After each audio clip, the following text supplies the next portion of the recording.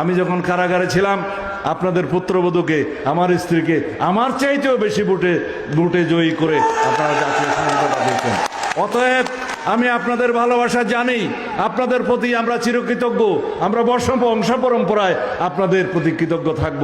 আমার শেষ রক্তবিন্দু দিয়েও আমি আপনাদের প্রতি আমার এই কৃতজ্ঞতা পরিশোধ করতে পারবো না, আপনাদের ভালোবাসার ঋণ পরিশোধ করতে পারবো না। আমি সারা জীবন আপনাদের ভালোবাসায় আবদ্ধ থাকতে চাই, আপনাদের ভালোবাসার কারাগারে বন্দী থাকতে চাই। আমাকে পৃথিবীর কোনো শক্তি বন্দী করে রাখতে পারে নাই। আমাকে হত্যার উদ্দেশ্যে যারা নিয়ে গিয়েছিল, গুম করেছিল, তারা আমাকে হত্যা করতে পারে নাই। কারণ আপনারা আমার জন্য দোয়া করেছিলেন, মোনাজাত করেছিলেন রব্বুল আলামিনের দরবারে। আপনারা আমার হায়াতের জন্য মোনাজাত করেছিলেন।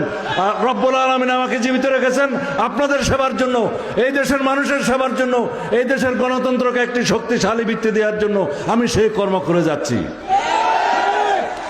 সুতরাং আপনাদের ভালোবাসায় আবদ্ধ থাকতে চাই আমার শেষ নিঃশ্বাস ত্যাগ করা পর্যন্ত।